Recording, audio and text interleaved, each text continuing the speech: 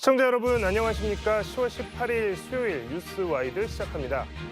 광주에 본사를 둔 대유위니아그룹 4개 계열사가 잇따라 법정 관리를 신청하면서 지역사회에 충격이 큽니다. 일부 대유 계열사에서는 노동자들의 임금 체불이 계속되고 있고 협력업체들도 대금 지급을 받지 못해 심각한 경영난에 빠졌습니다. 지역 경제가 직격탄을 맞고 있는 상황인데요. 오늘은 이용빈 국회의원, 남상부 금속노조 위니아전자 지회장과 함께 이 문제에 대해서 더 알아보도록 하겠습니다. 두 분 안녕하십니까? 안녕하십니까. 자, 현재 대유 위니아그룹 계열사 기업 회생 신청 현황, 지금 뭐가 얼마나 지금 문제이길래 지금 이렇게까지 이슈가 되고 있는지 많이 궁금해하실 텐데요. 의원님께서 먼저 지금 어떤 상황인지 좀 대략적으로 설명을 좀 네, 부탁드리겠습니다. 광주에 정말 있어서는 안 되는 일들이 지금 일어나고 있는 것이죠. 기업 회생을 신청한 이 대유 위니아 그룹 9월 20일에 위니아전자를 시작으로 해서 10월 4일 위니아까지 이 위니아전자 매뉴팩처링, 또 대유 플러스, 위니아 이렇게 연쇄적으로 기업 회생 신청을 하고 있습니다. 지금 상황 굉장히 심각한데 무엇보다도 우리 광주 시민들의 경제의 4% 정도를 차지하고 있는 이 대유그룹이 이런 심각한 기업 회생 상태에 놓였던 회생 신청을 하고 있다는 것 자체도 문제지만은 여기에서 임금 체불 등으로 고통받고 있는 우리 노동자들의 가계 문제가 대단히 심각한 상황에 있다고 생각합니다. 여기에 대한 우리 광주 시민들 그리고 우리 국회 또 광주시 중기부가 한마음이 돼서 이 문제를 빨리 해결해야 될 것 같습니다. 지금 의원님 방금 지적해 주셨는데 광주 경제 4%라고 그러면 이게 굉장히 큰 비중이고 말씀 또에서도 겹치지만 이게 지금 그 노동자분들의 가계 문제가 지금 굉장히 지금 심각한 것 같은데 지회장님 지금 임금 체불된 지 1년이 지났다고요? 지금 그 노동자분들이 어떤 상황인지 좀 말씀을 부탁드리겠습니다. 어, 노동자들은 아시다시피 한 달 벌어서 한 달 먹고 사는 사람들인데 작년 8월부터 지금까지 임금이 안 나오고 있어요. 그러다 보니까 뭐 지금 마이너스 통장도 이미 바닥을 쳤고 그러다 보니까 우울증까지 걸려서 병원 치료받는 사람들도 있고 그런 상황입니다, 지금. 그 지금 이제 기업이 파산하게 되면 임금채권 보장법이라는 게 있어서 이게 노동자분들은 최종 3개월분의 임금, 뭐 최종 3년간 퇴직금만 이렇게 좀 받을 수 있게 돼 있다. 이제 이런 규정들이 있는데 뭐 이제 이런 부분에 대해서도 지금 좀 어느 정도 확인을 하고 계신 건가요? 네, 노동청에서 이제 상담도 받고 이제 좀 법적으로 좀 알아보고 있는데 저희가 지금 30년 된 사람이 3년치 퇴직금밖에 못 받으니까 그런 부분들이 굉장히 크고 또 밥을 쓸 수 있는 방법이 딱히 없더라고요. 네, 그 이번 대유 위니아 사태의 피해는 크게 이제 두 가지로 좀 나눌 수가 있겠습니다. 그 해당 기업의 노동자들 그리고 또 수백 곳에 이르는 이 협력업체들이 있습니다. 이 협력업체들도 지금 굉장히 큰 피해를 보고 있는데요. 의원님 지금 지역에서 대유 위니아 관련해서 1차, 2차, 3차 이렇게 협력업체가 400곳이라고 지금 통계가 나와 있습니다. 이게 지금 자금난이 문제가 아니라 이게 그러면 협력업체들 줄도산으로 이어지는 거 아니냐 지금 이런 우려까지 나오고 있는데요. 그 위험성이 지금 어느 정도라고 보시는 겁니까? 네, 그게 사실은 이제 눈덩이처럼 커진다는 표현이 맞겠죠. 가장 심각한 문제고요. 저희들이 이제 상황 파악을 하고는 있지만은 이 현재 피해 상황을 명확하게 알아야 여기에 대한 대응책을 정확히 세울 수 있을 텐데 그래서 위니아 관련해서 관련된 이제 1차, 2차, 3차 협력업체들 피해를 보고 있는 기업들의 저희들이 신고를 지금 받고 있거든요. 이러한 것들이 잘 신속하게 진행될 수 있도록 많은 관심이 좀 필요할 때입니다. 지금 뭐 이게 지금 아까도 말씀드렸지만 광주 전체 경제 4%또 협력업체만 400곳 이게 어마어마한 규모인데요. 지금 뭐 또 위니아 때문에 문 닫게 생긴 협력업체들이 어음 채무까지 떠안게 됐다. 지금 이런 말도 나오거든요. 이건 또 무슨 이야기인가 싶습니다. 위니아가 이제 전자음을 발행하는 방식으로 대금을 지급을 했거든요. 그러니까 금융권 차입금을 갚지 못하면은 이제 할인을 받았던 기업들한테 이게 고스란히 돌아가게 되는 것이죠. 이제 말하자면 대신 갚아야 되는 상황에 처하게 되는 거고, 그래서 이제 이런 부분들이 더 눈덩이처럼 피해가 확대될 수 있기 때문에 여기에 대해서 이제 중기부나 금융기관 또 유관기관들하고 대책을 심각하게 논의 중에 있습니다. 지금 뭐 일부 협력업체들은 이미 공장 가동까지 이제 멈춘 상태라고 하는데 방금 또 이제 말씀 들으셨겠지만 이게 지금 위니아의 어음까지도 이제 지금 채무까지도 지금 떠안게 됐다 이런 상황입니다. 이런 상황 속에서 지금 뭐 한편에서는 대유 위니아가 이거 지금 고의로 부도를 낸 거 아니냐라는 의혹도 제기하고 있는 상황입니다. 정경원 기자 리포트 보고 오시겠습니다. 국내 1위 김치냉장고 생산기업 위니아가 법정 관리를 신청하며 직격탄을 맞은 1차 협력사들. 일부 금융권이 채무 만기를 연장해주는 등 조치에 나서며 급한 불은 껐지만 2차 협력사들로부터 대금 지급 압박을 받고 있는 실정입니다. 협력사들은 매출액 가운데 매출 총이익이 차지하는 매출 총이익률이 20-30%에 이르는 알짜 회사가 갑자기 지난해 730억 원이 넘는 적자를 기록한 것에 의문을 품고 있습니다. 올해 진행된 그룹사 지배구조 변경, 박영우 회장 두 딸의 퇴사 등과 관련해서도 의심을 거두지 못하고 있습니다. 저희들이 봤을 때 결산 재무제표나 그다음에 주식 이동이나 이런 거 봤을 때는 충분한 혐의 불법 소지가 있다고 생각을 합니다. 임금 체불이 길어지며 생계에 위협을 받고 있는 노동자들은 박 회장이 뒷짐만 지고 있다고 울분을 터뜨립니다. 경영 정상화를 위해 사재를 출연하는 등의 노력은 기울이지 않다가 최근에서야 골프장 매각에 나섰다고 주장했습니다. 멕시코 공장 매각 대금으로 경영난을 극복하겠다는 말은 1년째 반복되고 있을 뿐입니다. 이 같은 의혹에 대해 명확한 답을 내놓아야 할 박 회장은 국감 증인으로 채택되고도 건강 등을 이유로 출석하지 않겠다고 통보했습니다. KBC 정경원입니다. 네, 방금 이제 리포트에서 보신 것처럼 지금 고의부도 낸 거 아니냐 이런 의혹이 나오고 있는 상황인데요. 뭐 재무제표상에서 뭐 매출 총이익률이 20%에서 30% 정도면 이제 알짜 기업으로 이제 우리가 보는데 갑자기 이제 적자가 뭐 700억이 났다고 하니 지배구조 변경이나 이런 과정에서 지금 뭔가 탈이 난 게 아니냐라는 의심들이 나오고 있습니다. 지 회장님, 이게 고의부도 의혹 어떻게 해서 지금 나오게 된 거고 또 그 가능성은 어떻게 보시는 겁니까? 저희가 생각했을 때는 채무 변제를 일부러 안 하려고 하는 것도 있고 이제 잘 나가는 자동차 사업 부분만 끌고 가려고 전자 부분은 고의 부도다. 저희는 노동자들은 그렇게 생각하고 있습니다. 그러니까 지금 아까 좀 전에 보도에서 나왔지만 이게 지금 매출 이익률이나 이렇게 보면 이게 지금 부도가 날 수 있는 상황이 아니라고 지금 판단하시는 거죠? 그렇죠. 자, 근데 지금 이제 또 말씀하셨지만 뭐 자동차 부분이나 이런 쪽으로 이제 사업의 중심을 그쪽으로 옮겨가기 위해서 마진율이 낮거나 좀 수익성이 떨어지는 부분을 포기하려고 한다. 지금 이렇게 저희는 보고 그렇게 계시는 거죠? 생각하고 있습니다. 자, 심각한 상황 이어서 국정감사의 증인으로까지 이제 출석 요구를 받았는데 이 박영우 회장 어제 국감에 불출석했습니다. 이 국감 뭐 아무리 이제 국회 뭐 불출석할 수 있는 여건 뭐 조건들은 있다고 하지만 이거 지금 임금체불로 고통을 겪고 있는 조합원들 또 협력사들이 이렇게 많은데 국감에 나오지 않았다. 이것도 참 분노하게 하는 여론을 분노하게 하는 지점인 것 같습니다. 지 회장님은 이제 어제 그 국감장에 안 나온 거 보고 어떤 생각 드셨어요? 이유가 건강상의 이유라고 하는데 뭐 저희가 봤을 때는 운동도 열심히 잘했고 뭐 현장에 오면 거의 뛰어다니다시피 돌아다녔거든요. 그런데 불구하고 뭐 갑자기 아프다고 해서 국감에 안 나온다는 것은 자기의 어떤 책임을 회피하는 일이다, 저는 그렇게 생각을 하고 있습니다. 뭐 최근까지도 일단 뭐 박영우 회장이 뭐 건강상에 큰 문제는 없어 보였다는 말씀이신 거죠? 사옥에 가면 사옥에서 지금 계속 있는데 거기서도 운동도 열심히 하시고 헬스도 열심히 하고 골프도 열심히 치러 다니십니다. 근데 이제 국감 현장에 나오지 않은 것은 아무래도 이제 불리한 상황을 모면하기 위한 네. 거다 이렇게 생각을 하시는 거죠. 네, 그러고 자, 근로자나 협력업체들 입장에서는 이 회생 승인 여부가 이제 또 중요한 문제가 될 것 같습니다.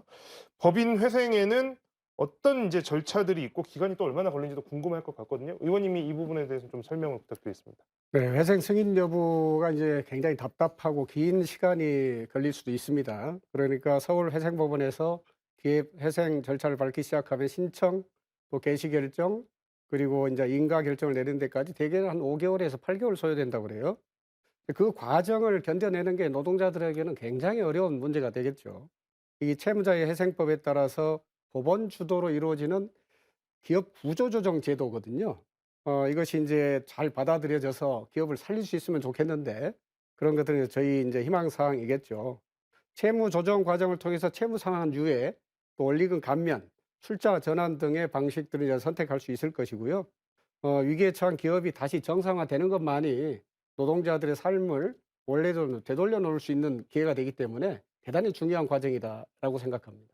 지금 이제 말씀하셨지만 이거를 뭔가 지금 뭐 이렇게 회생이라고 하는 법적 절차를 통해서 해결하려고 하면 또 많은 시간이 걸리고 지금 당장 노동자분들 또 이 협력사가 이 가계 문제에 있는 이 고통이 지속될 것이기 때문에 사실은 이제 정상적인 경영을 다시 하는 것이 가장 빠른 방법이긴 합니다만 자 일단 대유위니아는 임금 체불 관련해서는 멕시코 공장을 매각하겠다. 또 이러한 뭐 다야니 즉 배당금을 강제 집행해서 변제하겠다. 이런 이야기들이 지금 나오고 있는데 이거 지금 이 이야기도 나온 지 지금 오래된 이야기죠, 지금 지 회장님.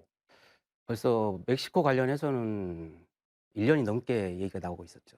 그럼 그 부분에 대해서 이제 노동자들이 이제 이 부분에 대해서 이게 왜 빨리 처리가 안 되냐라고 했을 때 회사의 답변은 뭡니까?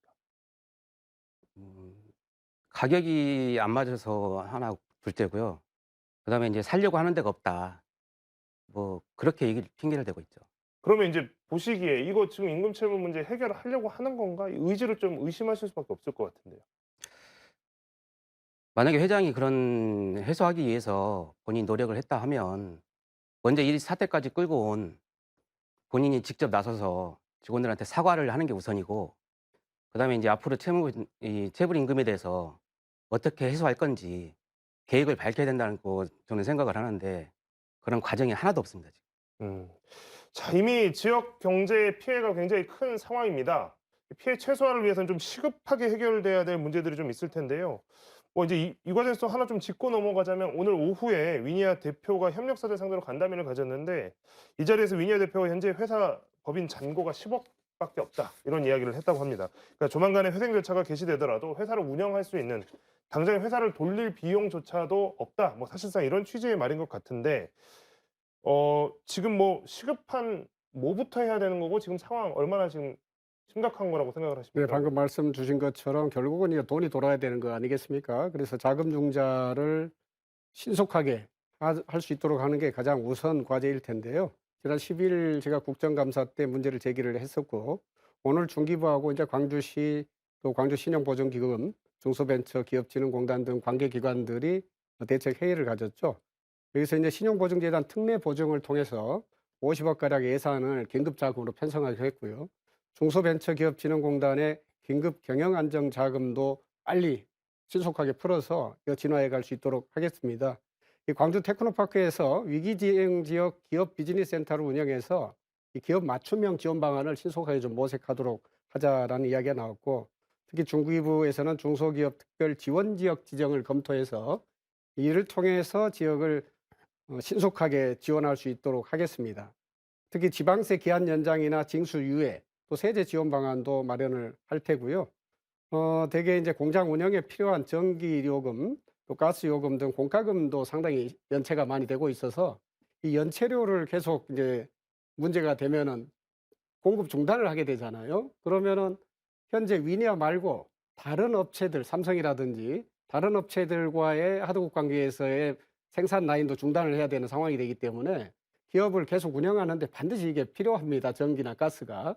이런 것들이 이제 발생하지 않도록 산업부에서 적절한 조치를 할 수 있도록 노력을 하겠습니다. 자 그리고 아까 또 그 지 회장님 말씀 중에 이런 게 있었습니다. 지금 뭐 이게 지금 회사가 가전 분야 말고 자동차 부품 쪽으로 좀 이 사업의 중심을 넘어가기 위해서 이걸 지금 고의로 부도낸 거 아니냐는 의혹이 있다라고 말씀을 해 주셨는데 그런데 지금 자동차 부품사도 경영 상태가 그렇게 좋지는 않아 보인다라고 하는데 이거 파장이 더 커질 수도 있다. 이런 우려도 나오고 있습니다. 어떻게 보십니까, 의원님? 아무래도 광주가 이제 자동차의 도시 아니겠습니까? 관련해서 자동차 산업의 미래를 지금 우리가 만들어가고 있는 상황인데 이것이 이제 자동차 주요 핵심 뭐 산업으로서의 대유가 뿌리채 흔들리는 상황이기 때문에 이것을 광주의 경제를 위해서 잘 지켜내는 게 대단히 중요하겠죠. 이런 부분에서 국정감사에 나와서 전반적으로 이 대유그룹이 흔들릴 수밖에 없는 원인들을 명확히 진단하고 여기에 대한 대책들을 정부와 지자체가 함께 고민해서 내놓는 게 중요할 것 같습니다. 근데 지금 이제 국정감사 일단 불출석을 한번 했는데 어쨌든 이제 국정감사에 좀 나오도록 하겠다. 이제 이게 좀 그렇죠. 반드시 대표가 안 나오더라도 국정감사 과정을 통해서 종합적인 대책을 정부와 지자체가 함께 만들어가는 이런 것들이 될 수 있도록 저희 국회의원들이 함께 노력하겠습니다. 대유 쪽에서도 좀 책임감 있는 모습으로 좀 이 모든 문제에 대한 원인 또 그리고 같이 고민하고 또 해결책도 같이 고민해봐야 될 것 같습니다. 자, 일단 당장에 이제 지회장님께서는 앞으로 이제 지금 산적해 있는 여러 가지 문제들 또 겪고 계신 피해가 있는데 이런 것들 앞으로 어떻게 좀 해소를 해 나가시려고 노력을 하시겠습니까? 먼저 이제 여기 계신 이용빈 국회의원님께서 많이 도와주실 걸로 믿고 지금 제가 구청과 시청에 노사민정 간담회를 요구하는 공문을 발송해 놨어요. 왜 그러냐면 아까 말씀하신 것처럼 노동자들의 입장이 거의 없으니까 그래서 그런 쪽으로 좀 하고 이제 모든 투쟁은 회장을 향해서 투쟁을 집중할 계획입니다. 자, 의원님께서도 뭐 이제 여기 지금 노동자분들 또 협력사분들을 위해서 앞으로 좀 어떻게 좀 도움을 전개해 나가실 예정이신지. 가장 중요한 것은 이 대유 위니아 그룹이 지속 가능성을 다시 한번 회복할 수 있도록 지원하는 것을 통해서 이 노동자 시민들이 피해를 입지 않도록 하는 게 가장 근본적인 것일 텐데 지금 현재 당장 저희들이 해야 될 일은요. 피해 기업의 현황 파악에 굉장히 애로가 있어요. 현재 오늘 오후 3시 채권단하고 이제 면담을 했지 않습니까? 위니아 그룹이 적극적으로 정보 제공을 통해서 이 피해 기업을 빨리 파악하는 게 중요합니다. 특히 이제 중진공의 지원 대책 수립이나 기술 보전 기금이나 신용 보전 기금 이런 전반적인 지원 대책은 저희들이 만들어 갈 수 있지만은 피해 기업들이 안 나타나면 그걸 개별 맞춤형 어떤 지원 대책이 만들어지기 어렵지 않습니까? 이런 부분에서 많은 노력이 필요하고요. 특히나 이 특별 지원구역 지정 절차가 신속하게 진행될 수 있도록 노력을 할 생각입니다. 특히 이제 아까 앞서서 말씀드린 것처럼 개별 기업의 문제들을 해결함으로써 그 개별 기업의 노동자 문제들까지 가계 문제까지 우리가 적극적으로 지원할 수 있는 방안들을 찾아가겠습니다. 네. 오늘 두 분과의 이야기는 여기까지 나누도록 하겠습니다. 두 분 고맙습니다. 자,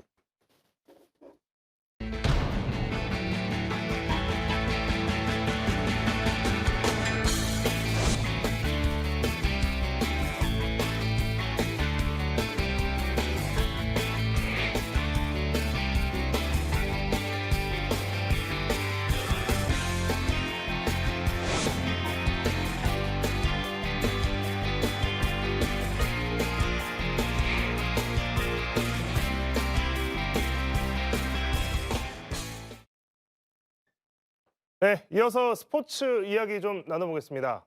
광주 하면 떠오르는 프로스포츠, 야구 명문 기아 타이거즈가 있고 올해는 또 광주FC가 프로축구 K리그에서 바람을 일으키고 있는데요. 이어서 광주연구인 여자 프로배구의 막내 페퍼저축은행 AI페퍼스가 창단 3년 만에 돌풍을 예고하고 있습니다.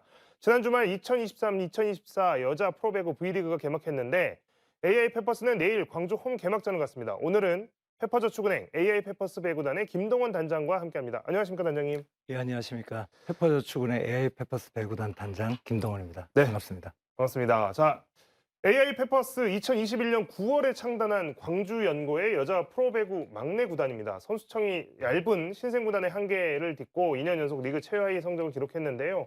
하지만 올 시즌에는 좀 달라진 모습을 예고하고 있습니다. 국가대표 출신 또 리그 정상급 선수들을 영입해서 굉장히 탄탄한 라인업을 구축했습니다. 자, 단장님, 이제 세 번째 시즌입니다. 두 시즌 연속 최하위 성적이 좀 아쉬움을 남겼지만 이번 시즌을 맞는 각오는 좀 남다르실 것 같습니다.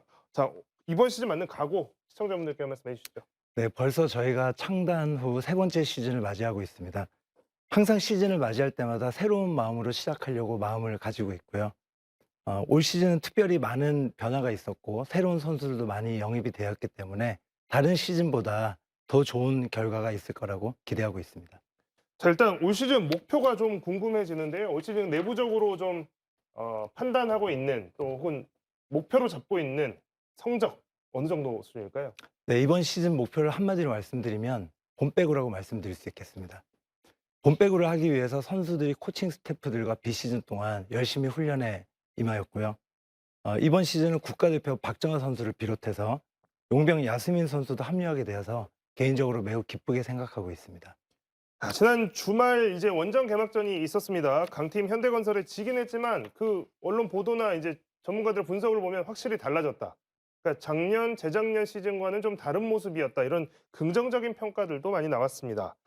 자, 올 시즌 좀 전에 말씀해 주셨지만 가장 달라진 점은 선수 라인업일 텐데요. 박정아 선수, 오지영 선수, 우리 배구를 많이 아시는 분들이 아니더라도 당연히 아실 만한 그런 선수들이 지금 이제 페퍼저축은행에서 뛰고 있고 선수 면면이 확 달라졌습니다. 우리 선수들 라인업 좀 소개를 해주시죠.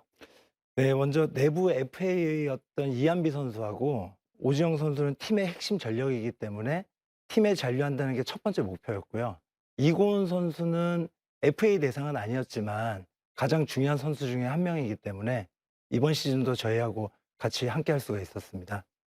그리고 국가대표 베테랑 박정화 선수와 수비의 강점을 가진 최선화 선수를 영입하면서 공격과 수비 양쪽을 모두 강화할 수 있게 되어서 개인적으로 매우 만족스럽게 생각하고 있습니다. 단장님 이제 뭐 여러 선수들 지금 뭐 방금 말씀하셨던 선수들이 사실 이제 이름이 굉장히 알려진 유명한 선수들인데 네네. 그 중에서도 사실 단연 그 화제성을 꼽자면 박정호 선수가 아닐까 싶어요. 작년 네네네. 시즌에 우승을 이끌었고 그 다음에 또 국가대표에서도 이제 거의 사실상 에이스 역할을 하고 있는데 박정호 선수 영입하시면서 좀 기대되는 부분 어떤 점을 좀 기대를 하면서 영입을 하셨습니까? 박정화 선수는 아시다시피 V리그에서 여러 번 우승을 한 경험이 있고요. 국가대표 출신으로서 다양한 경력을 가지고 있는 베테랑 선수라고 생각을 합니다. 그리고 박정화 선수가 팀을 한 단계 성장시키는 데 구심점 역할을 해줄 거라고 믿고 있습니다. 그리고 단순히 경기력 향상에만 그치지 않고 선수 개개인들에게 롤모델 역할도 하면서 성장해 나가는 데 많은 영향력을 발휘할 거라고 기대하고 있습니다. 자, 또 하나 주목할 만한 점은 코칭 스태프 변화인데요. 자, 이런 코칭 스태프도 구성할 수 있구나라고 느끼신 분들 많았을 겁니다. 미국 대표팀 지도자로 지낸 조 트린지 감독을 선임을 해서 또 화제가 됐습니다. 이 조 트린지 감독이 굉장히 이론에도 능통하고 경험도 많은 지도자로 알려져 있는데 어떻게 해서 좀 조 트린지 감독 선임 과정도 궁금하고 또 어떤 점 때문에 조 트린지 감독을 선임하게 됐는지 이런 부분도 궁금하거든요. 네, 조 트린지 감독은 미국하고 캐나다 등에서 10년 이상 전력 분석관 그리고 코치, 감독 등을 영입하면서 굉장히 그 화려한 경력을 보유한 지도자라고 생각을 합니다. 그리고 수많은 국제 경험과 여러 배구팀에서 코칭 및 감독 경력을 통해서 높은 명성을 쌓아왔고요. 저희 팀처럼 한 단계 발전을 필요하는 팀에게 조 트린지 감독은 꼭 필요한 지도자라고 생각을 해서 저희가 영입하게 되었습니다. 자, 그리고 또 하나 그 이번에 페퍼저축은행 AA 페퍼스가 굉장히 그 여자 프로배구에서 그러니까 남자 여자부 통틀어서 프로배구에서 굉장히 이제 중요한 하나의 변화를 시도했습니다. 원래 클럽하우스가 경기도 용인에 있었고 이제 연고지는 광주로 하면서도 이제 클럽하우스가 경기도 용인에 있었는데 지난 6월에 광주로 클럽하우스 이전 자체를 완전히 완료했습니다. 선수들이 뭐 광주에서 지금 살고 있으면서 훈련도 하고 지금 이렇게 되고 있는데요. 자, 지금 선수들 광주 생활 어떻게 하고 있는지 좀 궁금하거든요. 뭐 네, 만족도랄지 뭐 이런 선수들은 것들. 네. 지금 광주에서 잘 적응하면서 굉장히 열심히 훈련에 매진하고 있습니다. 사전에 선수들의 숙소와 훈련 시설 등에 대해서 미리 꼼꼼하게 준비를 하고 광주로 이전을 하였기 때문에 큰 무리 없이 선수들이 쉽게 적응하면서 훈련을 할 수 있다고 생각을 합니다. 연고지뿐만 아니라 클럽하우스까지 광주에 터를 두면서 안정적으로 훈련과 생활을 하고 있어서 매우 긍정적으로 생각하고 있습니다.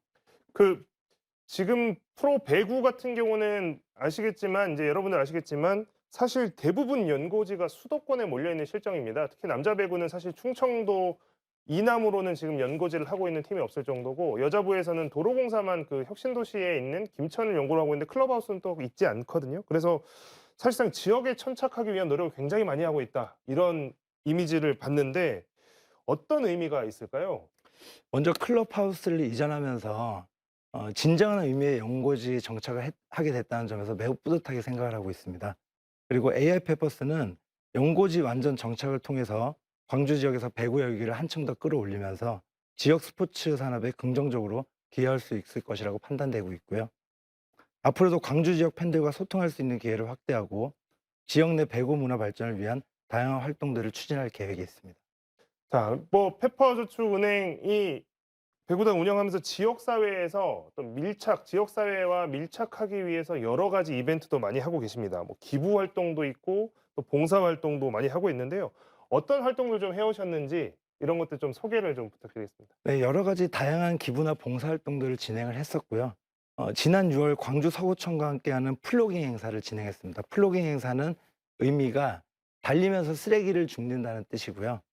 300명 정도가 참가해서 시민공원에서 쓰레기를 줍는 행사를 진행을 했었습니다. 그리고 광주에서 미디어 간담회도 개최하고 페퍼 스테디움에서 출정식도 가졌습니다. 이 밖에도 팬사인회도 실시하고 지역 소상공인과 공동 마케팅 협업을 펼치는 페퍼 패밀리십을 운영도 하고 팬 서비스와 마케팅 활동을 지속적으로 추진 중에 있습니다. 그 뭐 팬사인회 뭐 이런 것들도 보니까 곳곳에서 이렇게 하는 것들을 보이는데 실제로 이제 그렇게 하면서 만나보게 되는 광주 시민분들 어떤 관심, 열기 이런 건 좀 어떻게 느끼셨습니까? 팬사인회는 팬분들이 바로 앞에서 선수들을 만나기 때문에 그렇죠. 예. 굉장히 반응이 좋고요. 저희 선수들이 또 굉장히 친절하고 또 팬분들한테 잘해주기 때문에 굉장히 좋은 그런 행사라고 생각을 합니다. 네.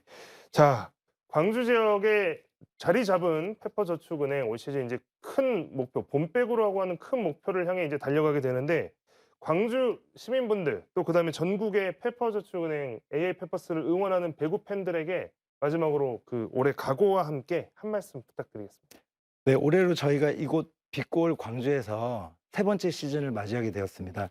내일은 드디어 페퍼 스테디움에서 홈 개막전이 열릴 예정입니다.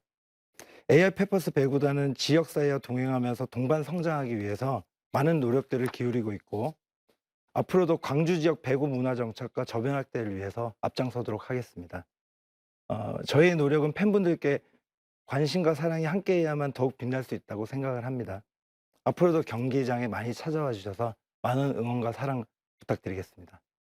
뭐 페퍼저축은행이 뭐 지금 창단된 지는 얼마 되지 않았지만 사실 이렇게 지역 연고를 정말 잘 이용하고 있고 또 그다음에 지역에 굉장히 천착해서 있는 모습은 굉장히 모범적인 선례가 아닌가. 그동안 성적이 조금 아쉬웠는데 올 시즌만큼은 굉장히 달라진 모습으로 성적까지 좋은 성적으로 이제 얻었으면 좋겠습니다. 오늘 단장님과의 말씀은 여기까지 듣도록 하겠습니다. 단장님 고맙습니다. 네, 감사합니다.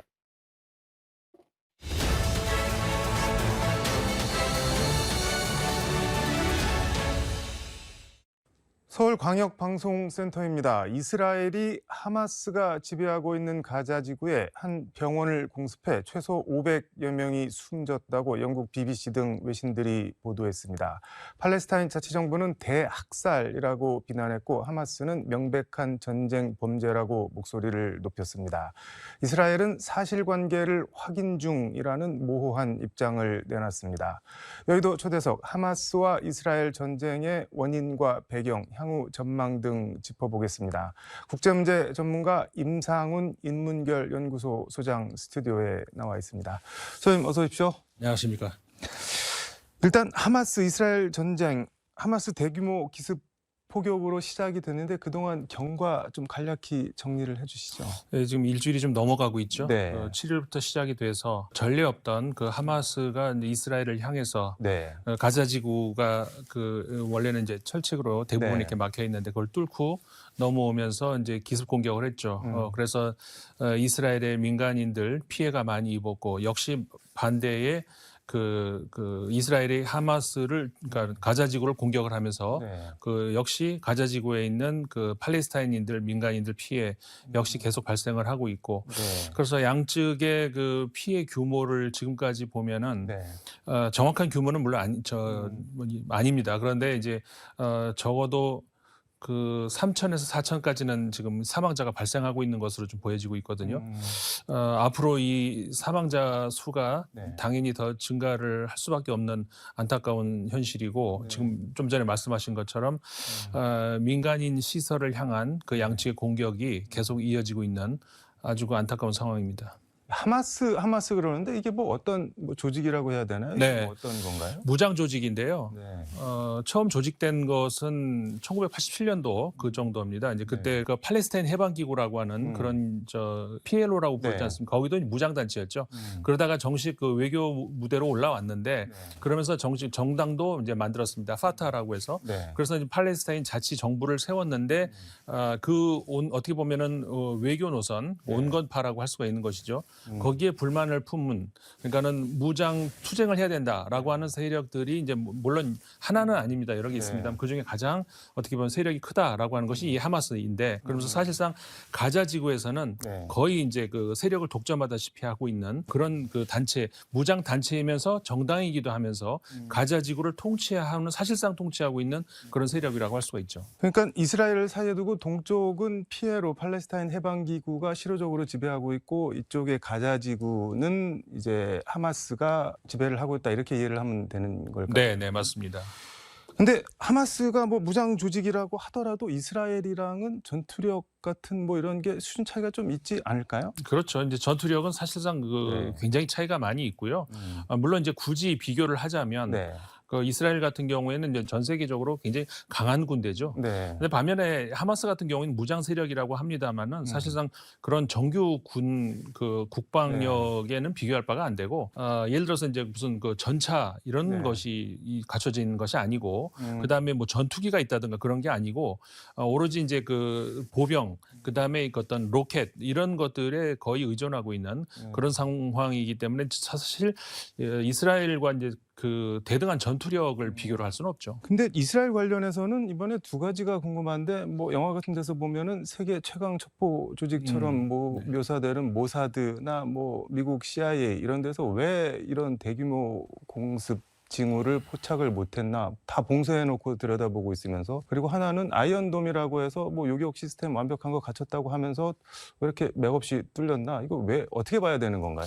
그러니까 이제 이스라엘이 최근 몇 년 동안에 이 베냐민 네타냐후 총리가 이제 그 주축이 되고 있는 리쿠드당, 이 리쿠드당이 제1당이고 그다음에 그 리쿠드당보다 더 오른쪽에 있다. 그러니까 극우 세력들과 함께 연정을 하고 있는데 국내 정치가 사실 굉장히 좀 거의 마비 직전까지 갈 정도로 소위 말해서 망가져 있다 이렇게 봐야 되거든요. 정치적인 혼란 이런 것들이 인해 가지고 이제 구체적으로 하나 말씀드리자면 소위 사법 개혁이다 해가지고 사법부를 무력화시키는 그런 시도를 하는 것에 대해서 전 국민적인 뭐 전체는 아닙니다만 그러니까 과반 이상은 국민들은 그건 절대 안 된다 이제 반대하고 있거든요. 심지어는 장교들까지 반대를 하고 있단 말이죠. 군 훈련을 거부하고 그 다음에 정보에서 그 모사드, 신베트 이런 그 정보기관들마저도 총리한테 직접 그건 안 된다. 이거는 명령에 따를 수 없다. 이렇게 지금 하는 그런 상황이란 말이죠. 한마디로 말씀드리면은 입으로만 안보를 외쳤지 아까 지금까지 제가 말씀드렸던 이런 여러 가지 이유로 안보 공백이 생겼다는 겁니다.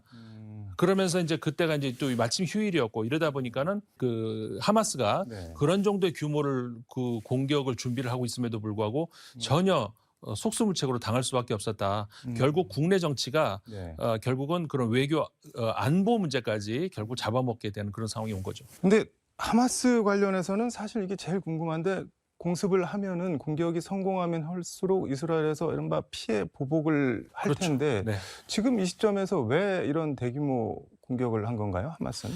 사실 합리적인 판단으로 보면은 하면 안 되는 상황이죠. 그러니까 무슨 도덕적인 문제가 아니라 합리적으로 전략적으로 판단하더라도 지금 해서 얻을 수 있는 게 사실은 없거든요.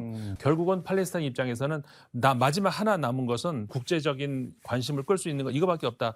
궁지에 몰리다 결국은 이런 비합리적인 선택을 한 것이죠. 궁지에 몰렸다는 건 어떤 점에서 궁지라는 건가요? 아랍 국가들이 지금까지는 이스라엘과 외교 관계를 맺는 데 있어서 팔레스타인 문제를 해결해야 된다. 더 구체적으로 말씀드리면 양 두 개의 국가, 그러니까 이 팔레스타인 지역에는 이스라엘과 팔레스타인이라는 두 개의 국가를 국제사회에서 승인을 얻어서 그렇게 이제 그 앞으로는 나가야 된다. 이 문제를 계속 요구를 했는데 이스라엘이 계속 거부해 왔거든요. 그래서 이제 그 계속 지체가 되다가 최근 들어와서 이 팔레스타인 문제가 뒤로 살살 빠지면서 예를 들어서 아까 말씀드린 2020년에 아랍에미리트도 수교를 했단 말이죠. 팔레스타인 문제 해결된 거 없습니다. 그다음에 그 이후에도 그 수단이라든가 뭐 그 바레인이라든가 이런 나라들이 수교를 이제 하고 최근에는 사우디아라비아도 이제 수교에 거의 가까워지고 있는데 팔레스타인 문제는 해결이 하나도 안 됐다는 것이죠.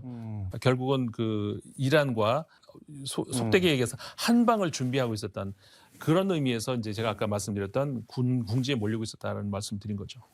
이게 그러니까 약간 정리를 하자면은 이스라엘이랑 사우디랑 수교를 맺는 등 약간 이렇게 뭐랄까 관계가 뭐 정상화를 위해서. 개선되는 조짐이 보이는데 그거를 관계가 개선되는 건 좋은데 그러려면 전제 조건이 팔레스타인을 국가로 인정을 해줘야 되는데 그거는 쏙 빠지고 순위파 국가들만 이렇게 관계가 좋아지니까는 이거는 우리가 좀 막아야겠다 싶어서 하마스가 극단적인 선택을 했다. 뭐 그렇게 이해를 그렇죠. 하면 돼요. 팔레스타인 입장에서는 네. 지금까지 전례를 봤을 때 사우디아라비아도 결국 자기를 버릴 것이다라고 해석을 했다는 것이죠. 근데 아무리 그래도 이렇게 이스라엘을 습격하면은 엄청 당할 거다라는 건 뻔히 아는데 어떻게 이런 결정을 할 수가 있나요? 그런데? 이제 그 점에 있어서는 그러니까 아까 제가 말씀드린 것처럼 비합리적인 선택이라고 할 수밖에 없는데 네. 다만 그러면 그렇게 해서 얻은 게 뭐냐 이렇게 봤을 때 우리가 이제 그 하마스라고 하는 정치 세력이라고 할 수가 있죠. 무장 단체인데 이들의 궁극적인 어떤 목표가 무엇이냐를 봤을 때 네. 과연 이들이 정말 가자 지구에서 비참한 생활하고 있는 민중들의 삶 이걸 개선하고 이들을 해방하고 이게 목표였을까요? 저는 그렇게 보이지는 않거든요. 그 조금 전에 초반에 말씀드렸던 것처럼 이 서한 지구에 자리를 잡고 있는 이 팔레스타인 자치기구 정부 네. 파타 당 거기가 라이벌 관계라는 것이죠. 하마스의 목적은 네. 결국은 이 서한 지구까지 파타 당을 몰아내고 자신들이 장악을 하고 싶어하는 것이고요. 이스라엘 현 정부도 마찬가지. 그 협상을 원하는 세력들이 나오면은 자신들의 입지가 줄어듭니다. 네. 어떻게 보면 역설적인데 하마스와 같은 그런 극단 세력이 계속 기승을 부릴 때 네. 국민들은 계속해서 자신들을 선택을 할 것이다라는 것이 리쿠드 당을 비롯해서 이스라엘의 현 정부 네. 그리고 연정의 어떤 생각이거든요. 그렇기 때문에 결국은 그 정치적인 그런 어떤 전략적인 판단을 한다면은 네. 어떻게 보면 하마스 입장에서는 지금 이때 공격을 한다면은 결국은 이 팔레스타인 지역도 그렇고 이스라엘 지역도 그렇고 극단 세력이 계속해서 정권을 유지할 수 있다는 그런 판단, 국제 정치의 실패라고 할 수가 있는 것이죠. 그러니까 이스라엘 네타냐후도 그렇고 하마스도 그렇고 극우적 극단적인 성격인데 서로 정치적 입지를 확보하려고 일종의 적대적 공존을 하고 있다. 그렇습니다. 그런 건가요? 근데 그렇더라도 이해가 안 되는 게 모두에 잠깐 얘기를 했는데 이스라엘 같은 경우는 뭐 병원에도 폭격을 하고 무슨 학교, 유엔 시설 이런 거는 뭐 전쟁이 나더라도 폭격을 하면 안 되는 거 아닌가요? 그렇습니다. 그러니까 사실 이것도 역시 설명이 안 되는 겁니다. 사실 왜 따지고 그러는 보면은. 건가요? 그들의 주장은 이스라엘의 주장은 이 병원이라든가 학교라든가 그런 지역에 네. 하마스가 일부러 그걸 노리고 그쪽으로 많은 장비나 자신들의 어떤 그 근 주거지를 그쪽에 삼고 있다는 것이죠. 그렇기 때문에 그쪽을 공격할 수밖에 없다. 이게 이스라엘의 주장이거든요. 네. 그리고 병원, 학교를 공격하는 것이 이번이 처음은 아닙니다. 네. 지금까지 이스라엘이 계속 그렇게 해왔고요. 그럴 때마다 이제 그런 그 변명을 해왔는데 그건 말이 안 되죠. 어쨌든 간에 뭐 이게 인륜적으로 차원에서 말이 됩니까? 어쨌든 간에 이스라엘 입장은 그런 것이고 네. 하마스 입장에서도 뭐 잘한 건 없죠.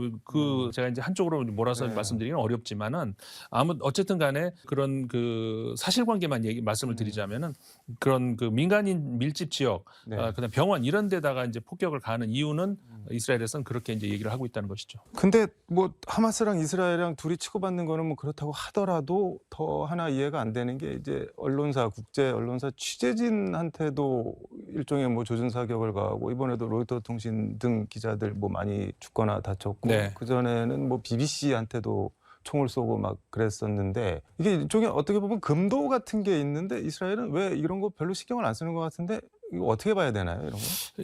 말씀은 하신 것처럼 네. 금도 어느 정도의 선이 있는데 그걸 넘어버린 그런 면이 있는데 네. 사실 지금까지 그 이스라엘이 그 반인륜적인 어떤 그 행위를 한 것은 네. 그 언론인 기자를 상대로 하는 것뿐만이 아니라 너무나 많이 있는 것이죠. 네. 이번만이 처음은 아니고 어쨌든 간에 이런 것이 드러난 이유는 기자를 향했기 때문에 이게 보도가 되는 것이지 기자 아니고 다른 어떤 그 민간인을 향한 공격도 굉장히 많았거든요. 네. 물론 하마스도 마찬가지고요. 근데 그런 것들은 이제 보도가 안 되고 있는 것이죠. 그러니까는 우리가 이제 못 보고 있는 그런 것들, 이런 것들 어떻게 보면 방치된 채로 지금까지 끌고 온 어떻게 보면 국제 사회의 어떤 공동 책임이다 이렇게 봐야 되는 겁니다. 이게 뭐 표현이 그렇긴 하지만 하마스 이스라엘 뭐 손익계산서 지금까지 어떻게 될까요, 그러면은? 사실 물론 정치적인 정파적인 색깔에 따라 다르지만은 현재의 이스라엘 그 정부 네. 이대로는 안 된다 이런 비판들이 나오고 있거든요. 하지만 그 현재의 이스라엘 정부는 계산을 달리하고 있다는 것이죠. 아까 말씀드린 것처럼 이렇게 되면은 국제사회에서 결국 네. 지금 그 많은 그 여론들이 이렇게 가지 않습니까? 이 역시 그 하마스는 척결돼야 되고 팔레스타인인들은 악이고 그 죄를 범한 세력이고 결국 그렇게 되면은 자신들한테 유리하다 이렇게 생각을 하는 것이고요. 이게 정치적으로 유리하다라고 판단을 하고 있다는 것이고요. 네. 하마스 입장에서도 아까 말씀드린 것처럼 그렇게 이 자신들의 목소리를 내려고 했습니다마는 아무도 듣지를 않았다는 것이죠. 이런 극단적인 마치 그래서 이번 사태를 과거 우리 9.11 네. 테러 그때랑 비교를 하는 그런 극단적인 네. 그 악행을 했을 때 국제사회가 깜짝 놀라서 쳐다본다는 얘기죠. 그런 차원에서 분명히 이들이 원하는 바를 얻었다고 볼 수는 있는 것이죠. 하지만 우리는 그거를 용납을 해서는 안 된다는 것이죠. 근데 지금 가자 지구로 이스라엘 군이 뭐 들어간다 뭐 이런 얘기가 나오는데 이게 뭐 이스라엘 입장에서 보면은 진격이고 하마스 입장에서 보면 침공인데 이게 네. 현실화할까요? 어떻게 될까요? 그 문제는 사실 굉장히 어려운 문제라고 볼 수가 있는데요. 물론 아무도 알 수는 없습니다. 그 전개가 어떻게 될지는 알 수가 없습니다만은 네. 이 가자 지구라는 곳이 이게 면적이 우리나라로 치면 뭐 세종시 정도 그거보다 좀 더 크는 정도거든요. 네. 근데 그 안에 인구는 200만이 훨씬 넘습니다. 그러니까는 그 이 인구 밀도로 따지면은 전 세계 예를 들어서 홍콩이라든가 마카오 이런 거의 거기에 거기는 비할 근데 수 왜 이렇게 사람들이 많이 모이게 됐나요? 그러니까 원래 팔레스타인인들이 그 네. 좁은 곳으로 몰리니까 그렇게 모이게 된 것이죠. 아, 그러니까 왜냐하면 그 좁은 지역으로 모든 팔레스타인인들을 그쪽으로 다 몰았지 않습니까? 물론 서한 지구. 이스라엘이요? 예. 어, 그러니까 그 가자 지구에서 그 정도로 이제 사람들이 그 좁은 지역에서 이렇게 몰려 있는 그런 상황인데 그 과연 그 지역으로 이스라엘 군이 들어갈 수 있을까요? 이거는 국제적으로도 이제 그 이스라엘이 그거는 금도를 넘는 것이다라고 하는 그런 시선이 굉장히 강하기 때문에 그런 문제가 있고 네. 그리고 미국 입장에서도 지금 항공모함 2대가 이제 전단이 2대가 와 있지 않습니까? 네. 그것이 미국이 공격하겠다는 게 아니라 이제 그 양쪽을 그러니까 한마디로 말해서 이란도 지금 거기 가자지구로 이스라엘군이 들어가면 우리는 참전한다라고 하지 않습니까? 네. 이란 자제시키고 이스라엘 자제시키기 위해서 그리고 바이든 대통령이 직접 날아가지 않았습니까? 네. 이스라엘 이제 네타냐후 총리를 만날 건데 그런 문제 그러니까는 그 국제적인 그 압력 이런 것 때문에도 그렇고 네. 그 다음에 현실적으로도 그 좁은 지역으로 과연 들어갔을 때 성공을 할 수 있을까? 만약에 실패한다면은 그 국제적인 어떤 그 비난과 함께 그 모든 그 실패의 책임을 다 뒤집어 써야 되는데 쉽지 않습니다. 그 안에서 과연 민간인 피해를 발생할 수밖에 없는 것이고 민간인 피해가 거기서 얼마나 하마스를 그들 목표대로 척결을 하는 데 있어서 그 목표치만큼 갈 수 있을지 사실 저는 개인적으로는 조금 회의적으로 봅니다만은 네. 뭐 좀 더 지켜봐야 되는데 어쨌든 이스라엘 입장에서는 쉽지 않은 결정입니다. 그러니까 항공모함 전단을 미국이 보내놓은 게 양쪽을 다 이란이랑 이스라엘을 다 이렇게 좀 눌러놓으려고 예. 보냈다는 그런 말씀인 거네요. 예, 그렇죠. 근데 이게 계속 뭐 이렇게 뭐 소강 상태로 갈 수도 없고 그렇다고 전면전으로 갈 수도 없고 이게 뭐 어떻게 그러면은 정리를 해야 되는 건가요? 어떻게 보면 그 좀 전에 말씀드린 것처럼 그 바이든 대통령이 지금 오죽 급하면 직접 날아가지 않겠습니까? 네. 저 이스라엘에서 이제 네타냐후 총리하고 회담을 하고 그런 것이 어떻게 보면 큰 분수령이 될 수가 있는데 여기서 어떻게 우리가 이제 그 누가 둘이 싸움을 하더라도 옆에서 말리는 사람이 잘 말려줘야 싸움이 끝나지 어설프게 말리면은 뭐 끝내기도 네. 어렵지 않습니까? 국제사회도 마찬가지인데 그 여기서 이제 미국의 역할이 어떻게 보면 되게 중요하다고 할 수가 있는 것이고 어떤 방식으로든 그 이스라엘 군을 좀 자제시키고 하마스도 역시 마찬가지. 근데 유일하게 문제는 네. 이 하마스를 어떻게 처리할 것이냐. 이거는 그 국제사회에서 어떤 방법으로든 책임을 물어야 된다는 것은 분명하거든요. 이 문제가 사실은 가장 큰 걸림돌이라고 할 수 있는 것이고요. 네. 그것이 해결이 되지 않으면은 당분간 이 분쟁이 가라앉기는 어렵다 이렇게 봐야 될 것 같습니다. 개인적으로는 이번 전쟁 어떻게 보시나요? 뭐 이렇게 물어보긴 그렇지만 누가 더 나쁜 경우인가요? 참 이게 사실 되게 중요한 네. 문제이기도 하면서 되게 좀 뭐랄까요? 이게 특히 국제사회의 문제는 그 이분법으로 선악을 나누기는 네. 굉장히 어렵습니다. 다 아시겠지만 예를 들어서 이번 이제 어느 하나의 사건이 발생을 했잖아요. 그러면 그 사건에 어떤 원인이 있고 경과가 있고 결과가 있고 결과라고 하는 것이 결국 지난 7일 하마스가 그 무고한 이스라엘 시민들을 네. 어마어마한 학살을 한 것이죠. 그 결과에 대한 책임이 있죠. 네. 하마스가 분명히 여기에 대한 책임자입니다. 국제사회에서 어떤 방식으로든 응징을 해야 되고 책임을 물어야 되는 것이죠. 네. 그런데 그 결과만 우리가 봤을 때 이게 그 해결이 가능할까요?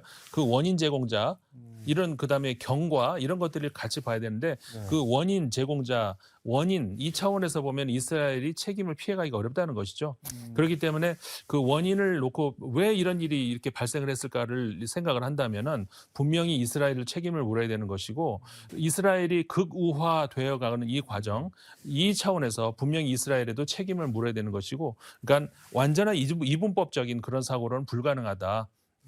양쪽에 모든 책임이 다 있다. 물론 경중이 다르지만은 그 어떻게 보면 어느 쪽이 무겁다 어느 쪽이 가볍다 이런 차원보다는 그 원인에 대한 책임과 결과에 대한 책임 이거는 우리가 나눠서 갈라서 생각을 해야 된다. 저는 이렇게 생각합니다. 이게 뭐 메비우스의 띠처럼 악순환이 계속 맞습니다. 되풀이되는 것 같은데 그것도 또 손뼉도 마주쳐야지 또 소리가 나고 뭐딱 그런 것 같은데 혹시 뭐 더 하시고 싶은 말씀 있으면 마무리 말씀 듣도록 하겠습니다. 사실 그 말씀하신 것처럼 네. 돌고 네. 저 사람이 때리니까 나도 때리는 거지 저 사람이 안 때렸으면 나도 안 때린다 아니겠습니까? 네. 근데 이거를 한 차원 다르게 생각을 해야 되는데 물론 인간인 이상 어렵긴 네. 어렵습니다. 제가 때리니까 내가 때린다가 아니라 나부터 안 때리겠다라고 하면은 이게 선순환이 될 수가 있거든요. 인간인 이상 참 어렵습니다. 하지만 이거는 평화를 위한 어떻게 보면은 가장 유일한 방법일 수밖에 없는 것이고요. 이게 선행되지 않으면 평화는 어디에도 오지 않습니다. 오른뺨을 맞으면 왼뺨을 내밀어라 그 성경 구절을 생각이 네, 나네요. 바로 그 땅에서 이런 비극이 나고 있잖아요. 알겠습니다. 오늘 말씀 여기까지 듣도록 하겠습니다. 고맙습니다. 고맙습니다. 지금까지 서울광역방송센터에서 임상훈 인문결 연구소 소장과 함께 전해드렸습니다.